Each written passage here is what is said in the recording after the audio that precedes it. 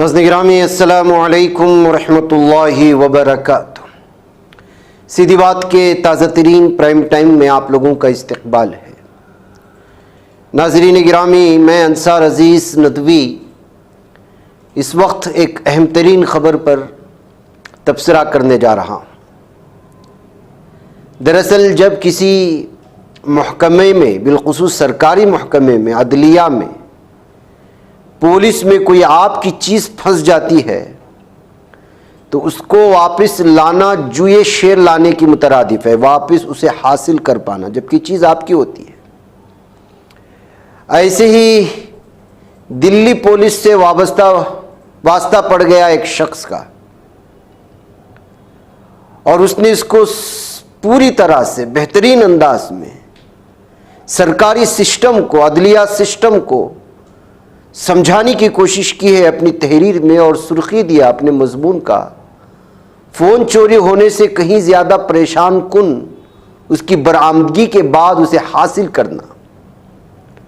Delhi police پر انہوں نے کئی سوالات اٹھاتے ہوئے ہرجیندر نامی ایک شخص نے تفصیلات فراہم کی اور لکھا۔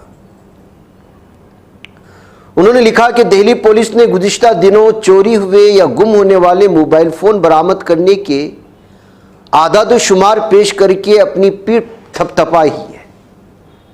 بتایا گیا ہے کہ 2024 میں دہلی سے جو 4747 فون جو چوری ہوئے، چھین لیے گئے یا گم ہو گئے تھے، ان میں سے 1572 کو برآمد کرنے میں کامیابی حاصل کر لی گئی ہے۔ یعنی دہلی پولیس ایسے تقریباً 33% فون برآمد کرنے میں کامیاب رہی۔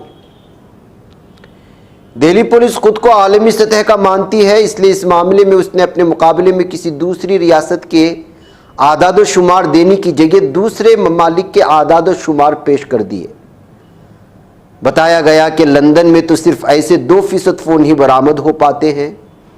امریکہ بھی پیچھے ہے کیونکہ وہاں یہ کامیابی 32% ہے۔ بس ایک نیو یارک کی ہے جو 40% نمبر کے ساتھ کچھ آگے ہے۔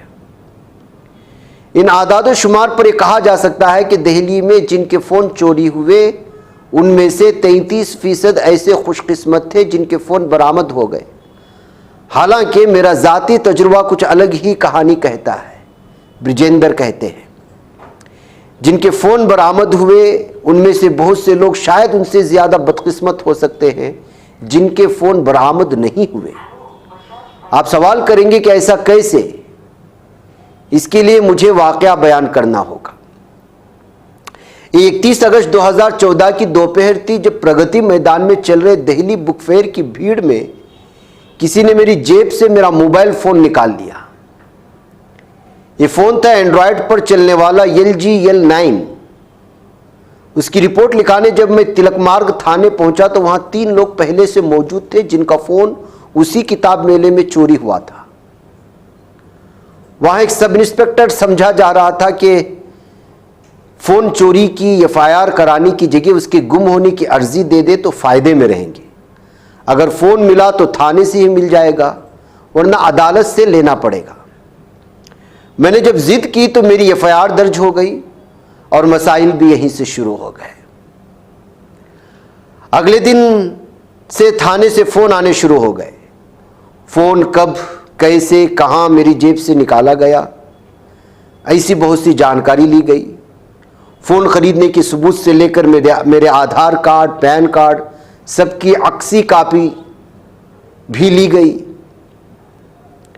پھر کئی دن تک اس کے آگے کچھ نہیں ہوا، کوئی فون نہیں آیا تو لگا کہ معاملہ ختم ہو گیا۔ تب تک میں اپنے نئے فون کے ساتھ خوش ہونے اور اسی میں دل لگانے کی کوشش کرنے لگا تھا۔ 1 سال بعد اچانک ایک دن پتہ لگا کہ وہ فون برآمد ہو گیا ہے۔ کچھ ہی دن میں پٹیالہ ہاؤس کورٹ میں بیٹھنے والے میٹروپولیٹن مجسٹریٹ نے اس کا ریلیز آرڈر بھی 19 اگست 2015 کو پاس کر دیا۔ یعنی اصولی طور سے میں اسے تلک مارگ تھانے کے مال خانے سے جا کر لے سکتا تھا، لیکن ہماری عدالتوں میں چیزیں کبھی اتنی آسان نہیں ہوتی۔ فون لینے کے لیے مجسٹریٹ کے حکم کی کاپی چاہیے تھی، اس حکم کو حاصل کرنے کے لیے اسٹامپ پیپر پر ایک عرضی دینی تھی، حکم کی کاپی ملی تو وہ شرطیں پتہ چلی جن پر فون مجھے ملنا تھا.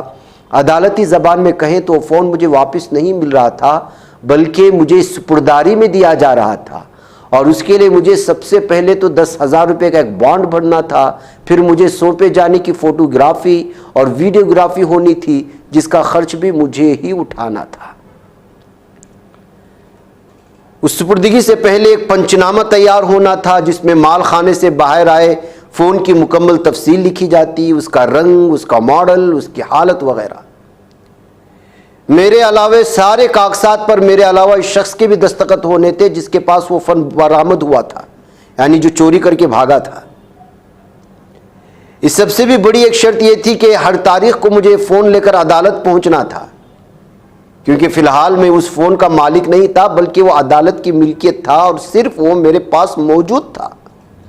اتنی شرطیں پڑھنے کے بعد میں نے طے کیا کہ ان شرائط پر فون لینے کا کوئی مطلب نہیں ہے.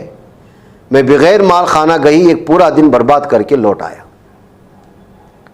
بہرحال مقدمہ شروع ہو چکا تھا اور میرے گھر پر سمن پہنچنے شروع ہو گئے تھے. اسی کے ساتھ وہ سلسلہ بھی چل پڑا جسے کہا جاتا ہے تاریخ در تاریخ. ہر کچھ وقت بعد سماعت، اس درمیان یہ معاملہ ایک دوسرے جج کے حوالے کر دیا گیا. ابھی تک میں پٹیالہ ہاؤس کے کمرہ نمبر 21 میں جا رہا تھا، اب میں کمرہ نمبر 7 میں جانے لگا. ایسی ایک تاریخ کو میں نے جج سے گزارش کی کہ اب بہت ہو گیا، معاملے کو ختم کر دیجئے. انہیں بھی لگا کہ اب بہت ہو گیا. انہوں نے کہا کہ اگلی تاریخ کو معاملہ ختم ہو جائے گا، لیکن اگلی بار جج عدالت میں نہیں آئے، یعنی ایک اور تاریخ مل گئی. پھر ایک بار دوسرا فریق وہاں نہیں تھا. مجھے سمجھ میں آیا کہ ایسے معاملے غیر حاضر رہنا کوئی بڑا گناہ نہیں ہے، اس لیے چند ایک بار میں بھی نہیں گیا. 28 نومبر 2023 کی تاریخ کا سمن جب میرے پاس آیا تو اس معاملے کو 9 سال سے زیادہ گزر چکے تھے. اتفاق سے اس دن عدالت میں جج بھی موجود تھے، میں بھی اور دوسرا فریق بھی جس کے پاس فون برآمد ہوا تھا. دونوں فریقین کے اتفاق سے جج نے معاملے کو وہیں اسی وقت ختم کر دیا. اس دہشتناک آلودگی والی دوپہر جب پٹیالہ ہاؤس کی عمارت سے باہر نکلا تو میں بہت راحت محسوس کر رہا تھا. سر سے ایک بوجھ اتر گیا تھا. اب میں ہر تاریخ پر عدالت میں حاضر ہونے کی سزا سے آزاد تھا. میں چاہتا تو تھوڑی سی کوشش کر کے مزید کچھ رسموں کے بعد وہ فون مال خانے سے حاصل کر سکتا تھا، لیکن 2012 کا وہ اولڈ ورژن فون اب میرے لیے کسی کام کا نہیں تھا، اس لیے میں نے اسے حاصل کرنے کی کوئی کوشش نہیں کی.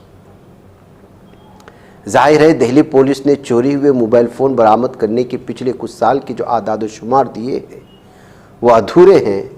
اس سے یہ پتہ نہیں چلتا کہ ان میں سے کتنے فون ان کے مالکان کے پاس واپس پہنچے اور کتنے پولیس کے مال خانے کی کال کوٹری میں ہمیشہ کے لیے دفن ہو گئے. ایک فون حاصل کرنے کے لیے ناظرین گرامی 9 سال تک بھاگ دوڑ ہوتی ہے. اتنا بھاگا جاتا ہے کہ مال خانے سے فون تو نہیں ملتا، البتہ اس سے پیچھا چھڑانا جو ہے اس کے لیے بہت ضروری ہو جاتا ہے.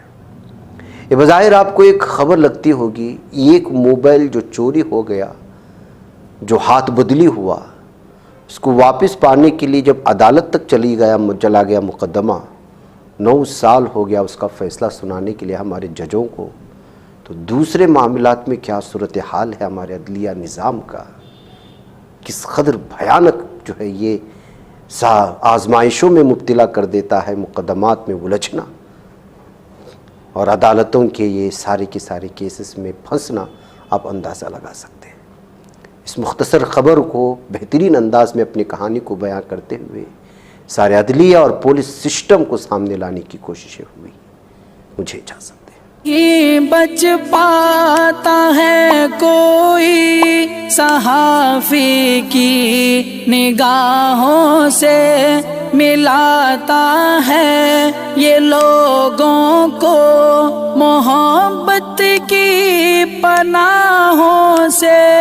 کرم اور درد مندی کا ہے ایک سنسار، سیدھی بات عظیمت جرأت و ہمت کا ہے اظہار، سیدھی بات عظیمت جرأت و ہمت کا ہے اظہار، سیدھی بات. یہ چینل حق نگر بن کر کچل دیتا ہے فتنوں کو.